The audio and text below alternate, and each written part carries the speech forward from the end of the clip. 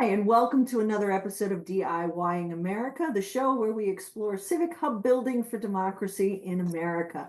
On today's show, we are going to meet Duncan Autrey. He was a conflict transformation facilitator at OmniWin, where he specializes in helping individuals, businesses, communities, and organizations navigate conflict and enhance communication. His goal is always to get groups working collaboratively towards shared objectives, emphasizing that differences do not need to lead to division. And he has scaled this work in different ways and is participating in a broad movement of movements that is pro-democracy. And as part of that work, he is the Democracy Resource Hub Manager for the Horizons Project. He works to foster greater democratic engagement and conflict resolution, focusing on environments where constructive dialogues can support a healthy democracy. So here we go. Let's visit with Duncan. Welcome to DIYing America, the show where we explore civic hub building and highlight the people leading these innovative efforts across the country. I'm your host, June Klees, and on each episode, we meet the inspiring folks who are weaving and strengthening our civic fabric. Their stories, experiences, and ideas offer valuable insights into how we all can contribute to a stronger, healthier, and more unified America over time. On today's show, we have Duncan Autrey, who is a conflict transformation facilitator, and I'm sure we'll hear more about that as we go. Welcome to the show, Duncan. How are you today? I'm great. Thank you so much for this. I'm excited to share about this story and with the world. Yeah. Oh, perfect, perfect. I'm eager to get in, so let's go ahead and do it. The first thing that I want to tap into, as I do with all my guests, is I try to just get to know your journey a little bit more on how you got to this place where you are a pro-democracy advocate, building, civic relations in your community, moving towards this hub concept. So let's dive way back, wibbly wobbly in time and space to your youth. Tell me a little bit about maybe the what or the who that inspired you in terms of role modeling civic engagement, civic action as you grew up, especially in those first 20 years as you get into, between, youth and early adulthood. Great. Well, thank you. So, interestingly, there's a couple different voices come to mind. One is I was in Scouts. And so being a Boy Scout and learning about citizenship and community and so forth, these were all requirements and things we had to learn about as part of that work. So I had a civic awareness, I would say, from that. And I also had the instilled with the idea of sort of leaving things better than I find them, which was a pretty basic rule of thumb. I also want to give a shout out to a teacher of mine, Barry Simmons, who was a geography teacher, but then in my senior year of high school was an international relations class. So this got me excited about trying to figure out how to make world peace. That really became like my mantra or the thing I was going to work on in my life, and it set pretty interesting course for my life there. Yeah. Cool. So what were the, I mean, you mentioned a little bit about the Scouts, and I think probably a lot of our viewers are familiar with what the Scouts tries to impart to youth and whatnot. Was there anything specific in that experience that really stood out to you from that general sort of service mentality? Yeah, I mean, so there, in order to get like advance in scouts, you have to get certain merit badges, and there's some that are required, and there are others that are optional. But the required ones, there's one that's citizenship in the community, citizenship in the nation, and citizenship in the world. And so those are like real things we're learning about specific citizenship skills and so forth. It wasn't until though I think very in the last couple years that I've been able to sort of like bring all of the ideas because I went pretty far into just like the theoretical international conflict resolution kind of space. I did an internship with the State Department, and I got a real good sense of what that world is like. And then found ways of managing conflict at all different scales in my career and so forth. And it was only in the last couple of years that I thought, what if I just did this in my actual own community? Like, what would it actually look like? And that, left started a whole education about what local politics is like and what it's about. Yeah. Um, and yeah, there's something about grounding things in like real life with real people that's been really fascinating. Yeah. So out of curiosity, how'd you earn your badges? What did you do to earn your badge? Do you remember? Yeah, so each badge you have to like basically there's like these different skills or requirements and so forth. So my guess is, and I don't remember specifically, but for like these community or citizenship merit badges, we probably had to go and learn about who were our local officials, and maybe we had to like go visit the city council or something. Maybe write a letter to a congressperson or so these little tasks and you have to do them, and there's a scoutmaster that checks you off and signs off each of the little requirements that you've accomplished. Um, you know, I, just as another example, like I remember learning about um, uh, financial planning, and I remember for like 3 months I had to keep like a log of my expenses, right? Yeah, so those are the kinds of things that you would have to do and or learn something and then be able to say it back to someone, right? So like the three branches of government are the executive, the legislative, and judicial, right? For example, yeah. Right. So, but it seems like beyond sort of I mean, we were kids when we're doing a lot of this stuff, so it is a bit box ticking, right? But there was something in all of that questioning around citizenship that seems to have spoken to you, right? Hmm. So it must have sparked, at least if nothing else, curiosity, right? Yeah. And I'm just going to give another shout out. There's another shout out to my dad, actually. I went to college abroad for my first couple years in Switzerland. And I ended up spending a lot of my adult life abroad. And somewhere in there, my dad kind of pulled me aside and he's like, Duncan, when you're out there in the world, you're representing US Americans. Like, people are going to look at you and they're going to project, onto you what the rest of this whole country is like. So this is a huge responsibility of being like, how do you want to show up um, and yeah, so somehow, like throughout my life, I've just always carried with me that like I am responsible for this country. I am part of this country. I am a representative of this country. And I don't know that I think gave me a really specific advantage to sort of feeling a sense of responsibility for my community and for the world around me. And not, it's very easy to sort of have the government just be like some other thing, right? But to actually be like, nope, I'm part of this. Exactly, Yeah. exactly. I just had a quick question. Did you grow up on like Schoolhouse Rock and those kinds of things? I was just Miss Schoolhouse Rock. I mean, I know the Bill one Yeah, and yeah. but I think I just missed the window there. Yeah. Yes, Mr. Webb, because a lot of the folks that I'm just a scotch older, and that was a way that I think a lot of us kind of came to that same identity formation around this is my country, right? That I have a responsibility, I have a duty. It's not just what I can get from the government. Of course, we hear that famous quote from JFK, but what are you going to do? How are you going to give back? How are you going to keep your government accountable and responsible, right, to the people? Right. Stuff. So it seems like that was sort of in the water, not only between scouts, but also in your home life. And then you mentioned that geography teacher, and I love geography. I actually have taught geography here and there. And so I'm really curious. I mean, obviously, it's the international relations sort of, it was one of those like, wow, the whole world out there. How do you see that dynamic there with that teacher? Not, I mean, obviously, it shaped your career path, but how do you think it kind of got you thinking about a little bit more too on that?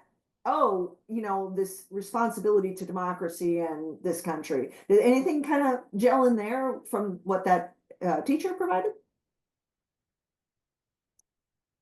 Yeah, I mean, gosh, I'm remembering this like somehow this moment that's coming to mind of trying to understand whether there basically are kind of like two big theories of international relations. There's like liberalism, which is like everyone will just follow a set of rules, everyone's has best intentions, and if we just get the rules right, the society thinks the world will be organized and good.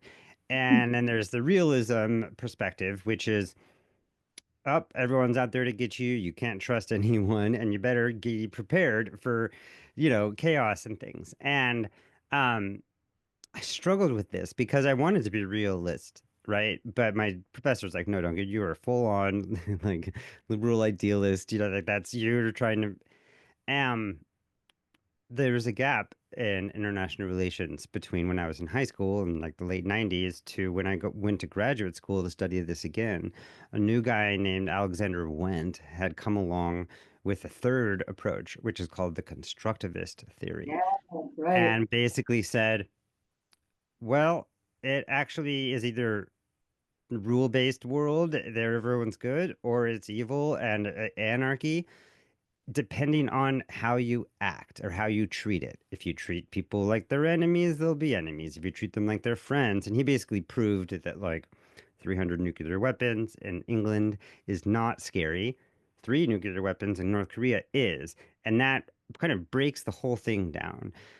And that sort of reframing just help me have a sense that we have agency over this, that the way that the world works and the way we perceive the world are connected. And if we can start looking at things in a little bit of a different way, then we get a different experience out of it. And that became like the real motivation for me to just like bring to just to have a sense of agency over the whole thing, right? Like that we really that we're not just being thrown around by the fates of history, that we actually get control over how we want this experience to go. Oh, gosh, I really love that point. I think that's just such a critical point that Americans in general, we all need to keep reminding ourselves about in at this point in the early 21st century. I think that from the mid to late 20th century, there seems to have been a shift where the mindset became more passive, became more, it's out of my hands, I can't do anything about it. And at one level, there is a realism to that in the sense that, as individuals, our sphere of influence is only going to go typically so far, right? But that's where then that esprit de corps that was sort of left over from the 20th century, we need to revitalize that because that's where that sense of agency comes in. And that's exactly to kind of transition into my next question, that's exactly what we're seeing across this country right now is a rising sense of, wait a second here, this thing is still ours. Thank you. The first, three words, we the people. And I think that spirit is very much out there. It's just starting to now repercolate up. And maybe it's, generations like ours that are saying, whoa, wait a second. What happened here? Let's get back to the work of democracy. We all kind of sloughed off. I often will say, myself included in some ways, I mean, yeah, I'm a teacher, so my work is civics oriented, but even still, could have, should have, would have, But here we are, and we are making steps across the country. When I talked with Vinay, in my last first episode, actually, of the show, we talked about that idea of the change that is coming about through a lot of the hubs and that kind of building forward into the future. So let's talk about that in terms of where you're at. So you've how from okay, so take me, I guess. Let me do a little interjection to my before my question. Take me through the process. Okay, so you went and you studied abroad. So how do you get from that educational experience to where you are now, being a pro-democracy leader in this country? Yeah, great. So I get to the end of grad school and with a international relations, peace and conflict studies, peace. And having studied all sorts of different tools, I put myself out there as just kind of like a conflict transformation consultant. And I was able to deal with kind of any kind of conflict at any scale, given what I had learned. And that apparently is really bad marketing because you need to have a specific audience and a specific people you're trying to help with a specific problem. So just like that overall thing was challenging. Um, and come 2020, I really came around to like, I have to bring the work I'm doing around conflict transformation in alignment with where my interests are, and that is around politics and government and democracy. And so I kind of decided to align my obsession with my profession. I started a project called the OmniWin project with the Wow. idea of just raising up all the tools that already exist that can help us have a better democracy and better experience. Mm. And um, and that has been helpful for me to focus my energy there. And uh, and what started occurring was that people were like, "Great, seems like these tools could really work. How would we do it?" And like, how could we have? Because my main aim, I guess, became like, how can we get our society to realize that participatory, thoughtful, deliberative conversations where we can have m- diverse groups of people come together and have a really thoughtful conversation about tricky issues, whether it's like policing in Oakland or um, the environment or the climate, or how do we want to deal with any issue.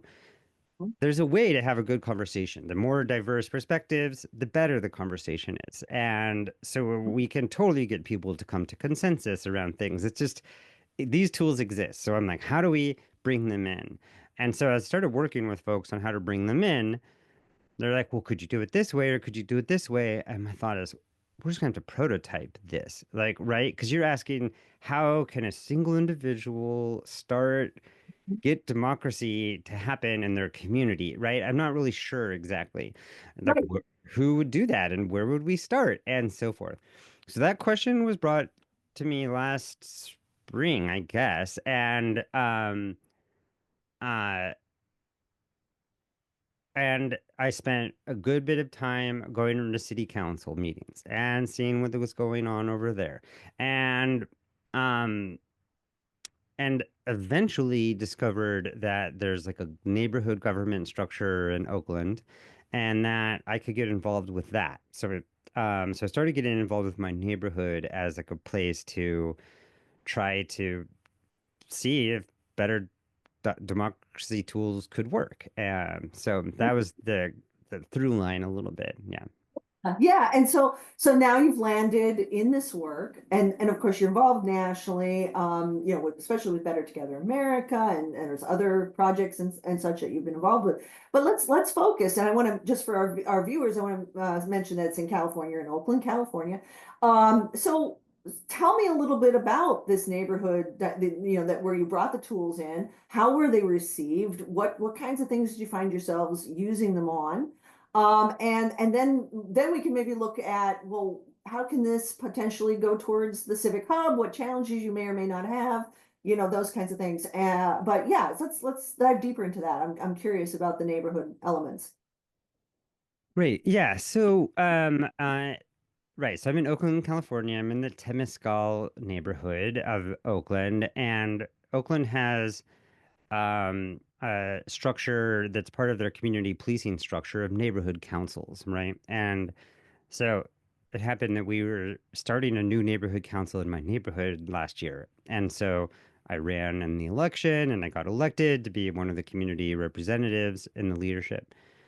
And what I first wanted to, so those meetings are generally, run on parliamentary procedure, kind of set up with Robert's Right. Rules of Order, and they're the meetings could be pretty boring, and they're just like having these um, and so what my first thought was to layer onto it another layer of democratic process. So as we launched our neighborhood thing and told people at the first meeting, we passed around a QR code that says we want your input. And that QR code brought them to a Polis, which is an online deliberative democracy tool. And Polis, they got there and they got to ask a question. What do you love about this neighborhood? And how would you like to see it improve? So that kind of open-ended question. All the neighbors, about 150 neighbors participated, and Wow. they um, make suggestions to answer this question. So, for example, like we need more police in the neighborhood, or we need less police in the neighborhood, or we should clean up the speeders on this one street, or we need to plant more trees, or all sorts of crazy ideas. And then the neighbors can vote on each other's ideas. Um, And so we think about 140 ideas got generated by the community, and then they all started voting on them.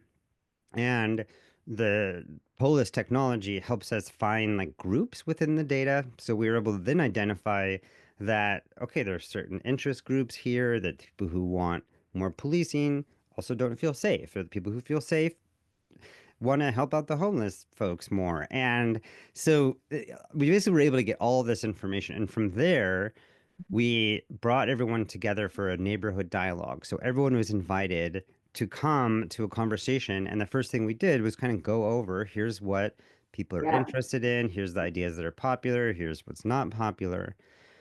And then in small group dialogue, people started talking about what they meant, what it would look like, and we were able to come up with like our values for the neighborhood, and we were able to identify like the six work areas that we could start making change happen in.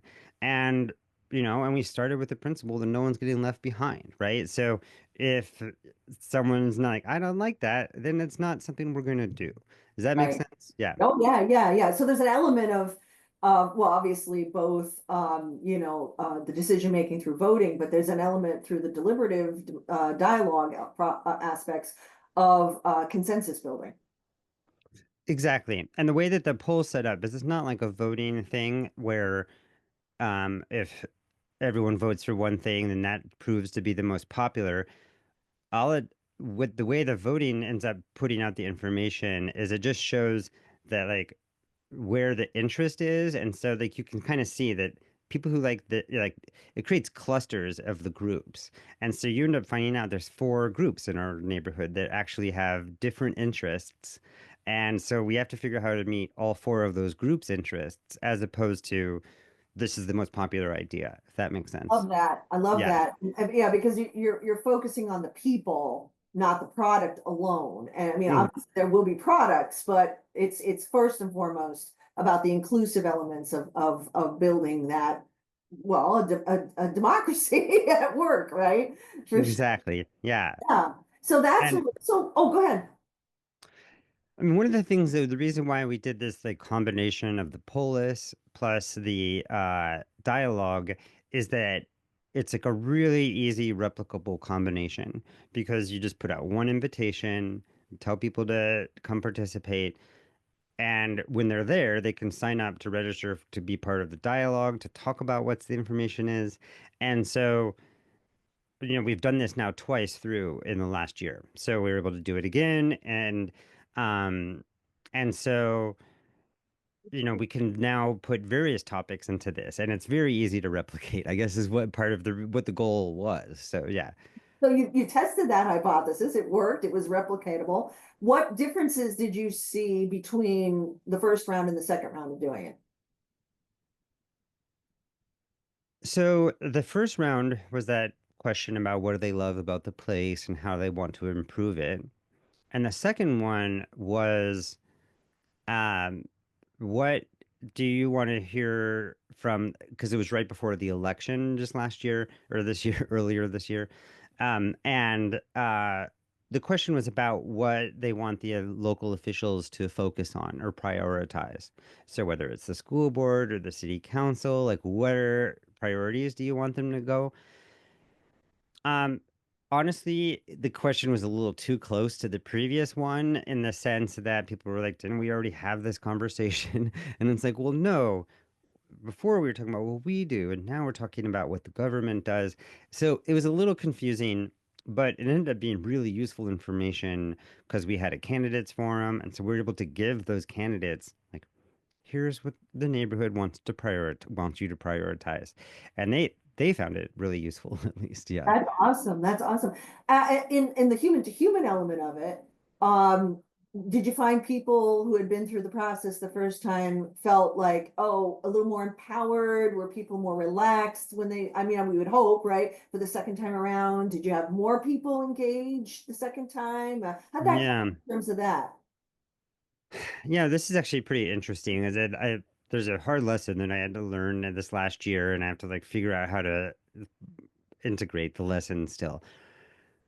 After the first dialogue, we all had this amazing conversations about all these priorities, and and then, because this was just like on top of the existing structure of our neighborhood council, we then had just like a regular neighborhood meeting.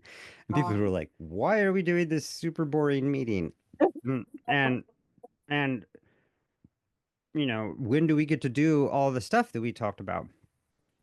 And and the thinking was, well, those are the things that you want to do. So if you want to do those, uh, you should do that, I guess. And so it took me a minute to realize that after we had gotten all this information, people would feel like they had voted and contributed. They told us what they wanted to do. Then they were looking to me or someone in the leadership to say, great, this is what we're going to do. Here's the goal that we got out of the information.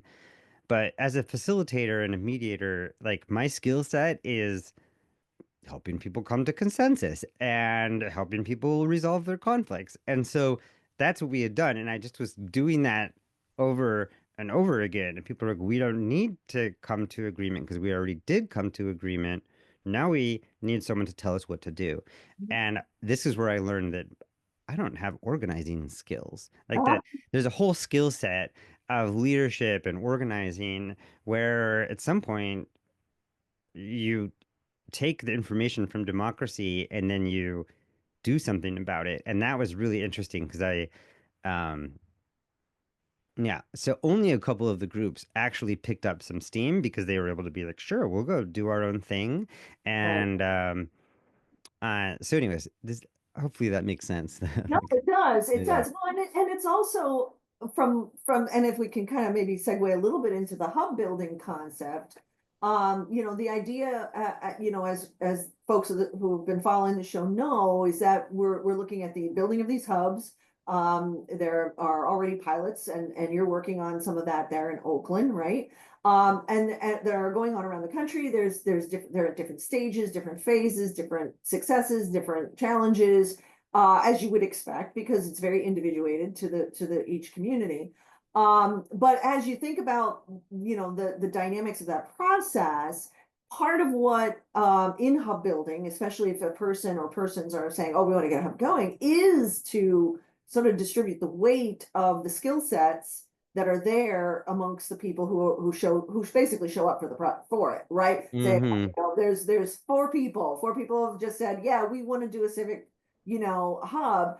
And you have the mediator experience, somebody else might have marketing experience, etc. And to be able to lean into those and cull those to further synergize and synthesize into whatever that hub is going to ultimately, look like. And of course, there's support resources at the Civic Hub Resource Center, that folks can tune into. And of course, there's a quick start guide and a manual that are available as well. But and some of that is still being, pulled together. But for people that are doing that, I think that's a really important point, because you also can't be everything to everyone.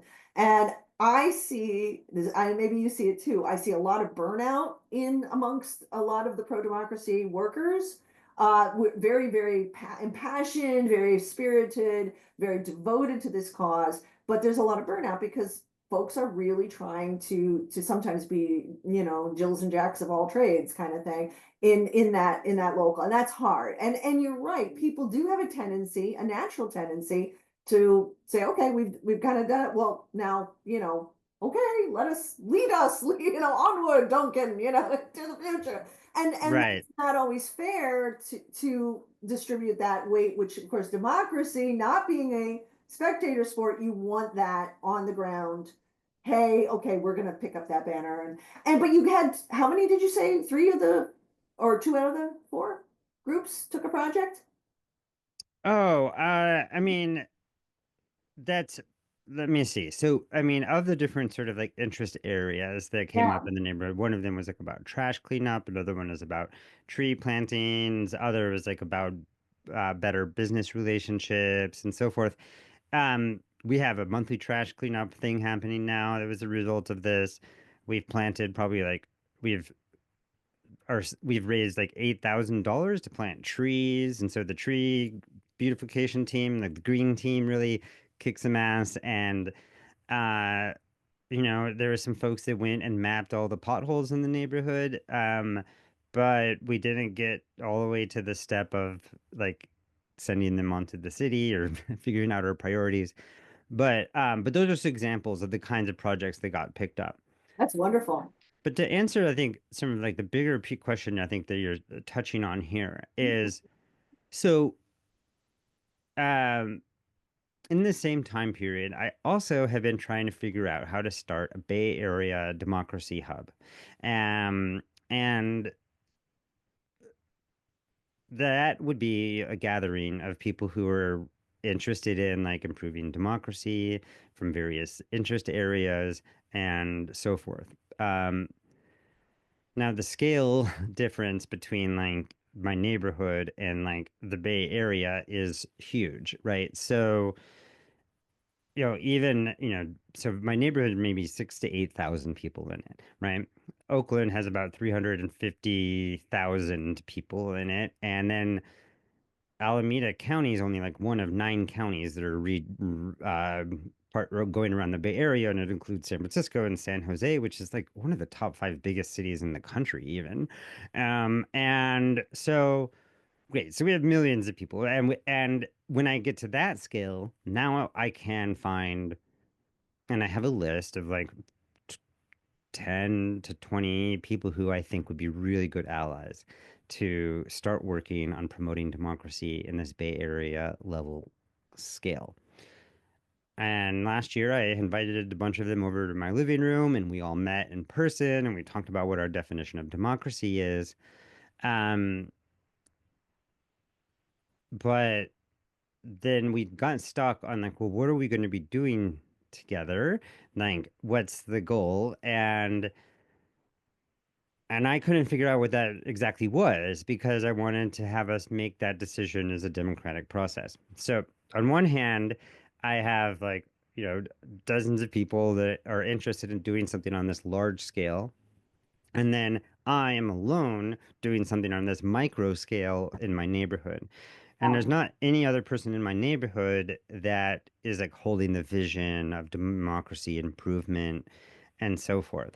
And I um so I don't have a team working on this with me, and that if I had a team, then they would be interested in something a little bigger than what's going on in my neighborhood, right? If this makes sense. So, Yes, yeah. yeah, and so I whatever, enough going on in my life to just focus on what I've been doing in the neighborhood.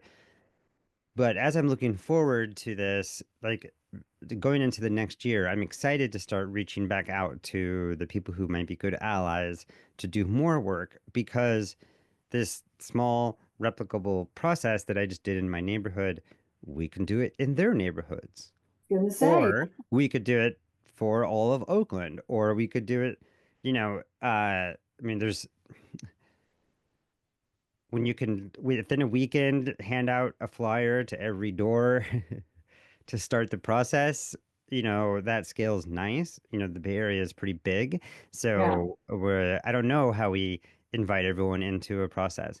But I do think that there's an important distinction as people are building these is that there's the people who are helping organize the better democracy, and then there's the people who are experiencing the better democracy, right? So there's dozens of people, 150 people or 200 people who participated in our project that, but I'm on a team alone. Right, right, right. Yeah, so you kind of, and because this is somewhat frontier work, right, for our times anyway. Yeah, exactly. Like, Yeah.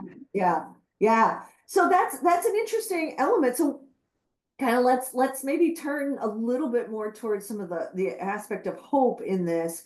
What kind, you say you're looking into next year. Where would be some of your hopes? I mean, I know it's going to be a team collaborative process.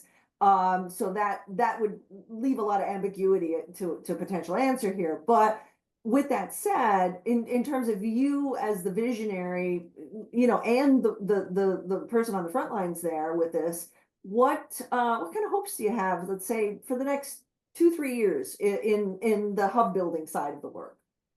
Totally. I mean,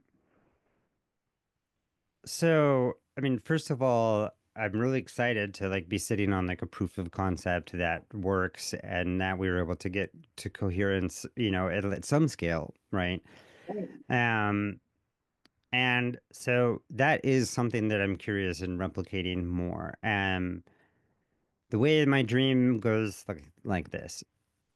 I'm going to start having some more one-on-one conversations with people who are allies in civic engagement and public meetings and just wanting to have better democratic experiences. Um, Once I know that we have a critical mass of people that are on the same scale, or same vision, more or less, then we can start working on a project that we would try to move forward with.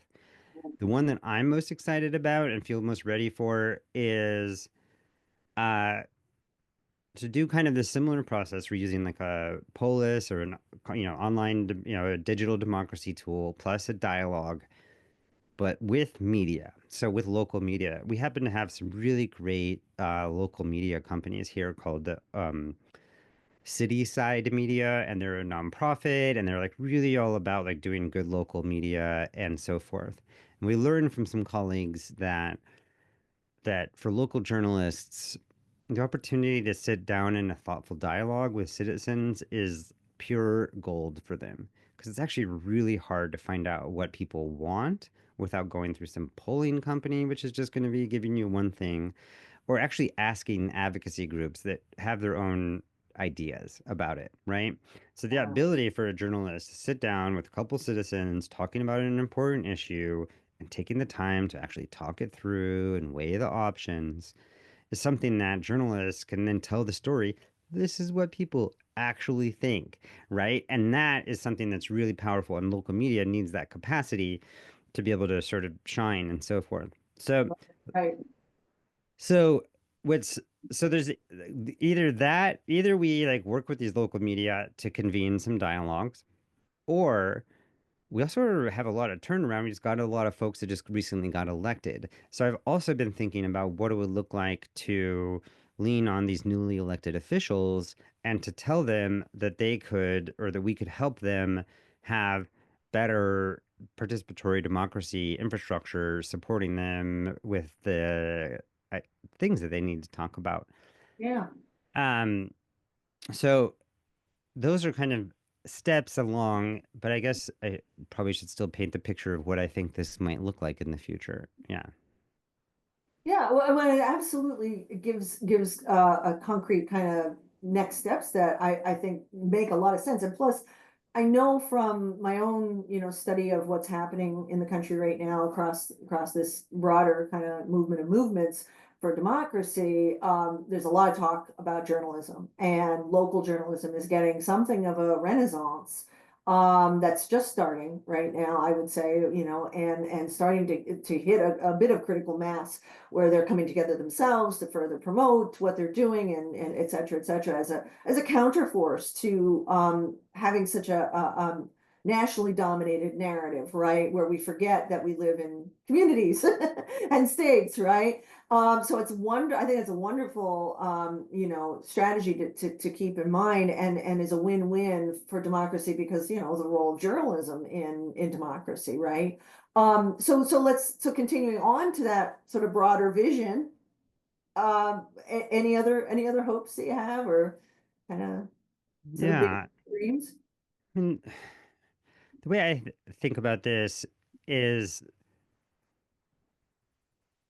like, first of all, people are frustrated with our political system. And usually what they're thinking about when they're frustrated is like some national politics piece. And in my opinion, we're not going to be able to resolve some of these issues at a national level. Some of them are just personal and idiosyncratic, and they're going to have to be dealt with in various places across the country. I mean, just to give an example, there are like over 60,000 police departments in the United States, right? Right, So right. your relationship with policing is going to have to be dealt with at all 60,000 of those, right? It can't be dealt with at a national level. It's not going to be dealt with at a state level. Right. And and so that's a lot of conversations to have, right? And there's over 90,000 different municipalities or different governments within this country, right?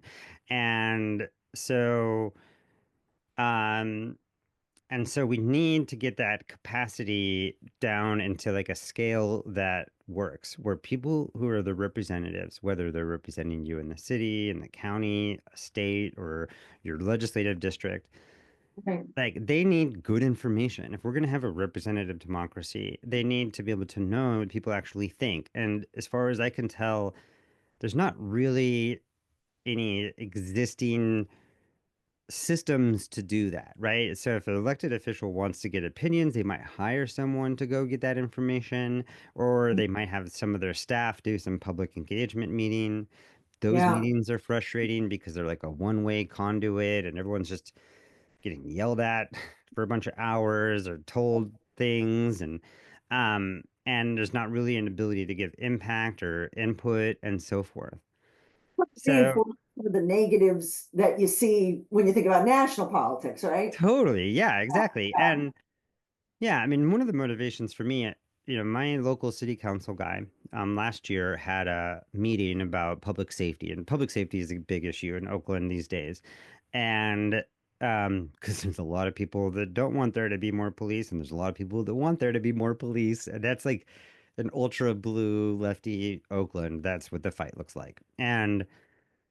Um, and so this guy had a meeting, our city council guy, and a police officer, and they were in an auditorium, and there were two of them sitting on a stage behind a folded table, and 300 people in the audience lining up behind a microphone to talk 2 minutes at a time. And they were angry. And it was just, and they were there until 2 in the morning, all that anger. And I just thought, wait, what if all those people walked into the gymnasium at the high school and there was 100 tables with 4 seats at them? Mhm. And and they can go sit down maybe with the police officer, maybe with the city council person, and just have a conversation with them and then talk to other neighbors. And that like we were able to gather all of that information from that group. They wouldn't be as angry. We would have actually heard what everyone had to say, and they would have had a chance to say, wait, why do you think that? Oh, that's interesting. Right. I hadn't thought about that before, right? Just the ability for people to think together, Well, and right? that curiosity that is generated naturally between people as they just have a conversation. Exactly, exactly. So somehow that we need that like distributed out through all of our systems. So instead of focusing on all the questions at the top, we needed local democratic capacity. And we need it to be at a scale that people can wrap their heads around. And I think um and that's really the only way that that any representatives are going to be able to represent us, is if they actually are getting high quality information and that people start to demand that high quality information.